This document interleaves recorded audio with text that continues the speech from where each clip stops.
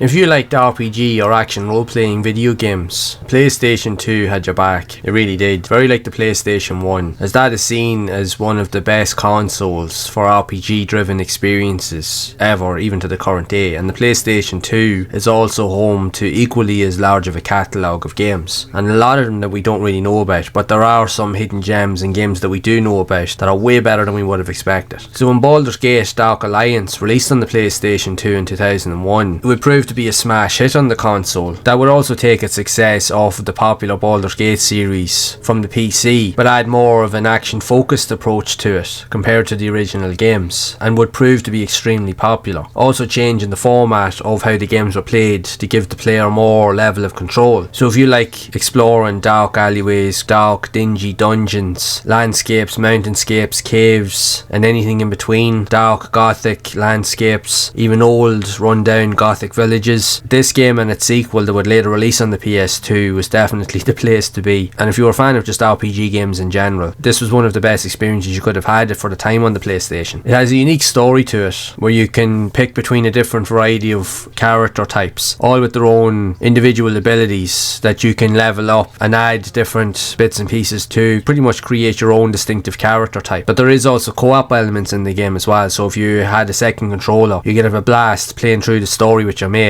just unlocking items, finding treasure and just looting or pillaging anything you could find in order to level up your character. For its time, it definitely was one of the best games of its type on any of the consoles it released on. It really was, and it's easy to see why, because even today Baldur's Gate is still considered a class act in its own right. It's an extremely popular franchise, so even the majority of spin-offs, which this game would be one of the first of many, also proved to be extremely popular. So even going back to the characters, they all have their own distinctive traits, fighting styles, moves and specific set of spells and features, and the gameplay does require a huge variety of different strategies in order to accomplish all of the objectives, because you'll have loads of quests, anything from finding keys to getting rid of rats even in basements that you will do at the start of the game, to try and find and take down enemies that have caused you harm in the beginning of the game to take your revenge on them. So this will take you across a long treacherous journey, searching through hidden dungeons, caves, all of those dark gothic environments in order to find what you need to level up your character so that you can defeat all of the enemies available. And the fact is that you have different distinctive character types available. You can choose how you play, so whether you want to be more hands-on, running and just kicking the crap of everything like with swords and just melee combat, you can do that, or you can take a more subtle approach with magic spells so that you can take out enemies from a distance. Again, you can choose how you play, and that's what made the game so appealing. So if you're playing with a group of your mates, you could have one person that was literally the grunt walker that could go in close to everything and just pull everything out of the way, while you could have someone in the background healing and taking enemies out from afar. So you could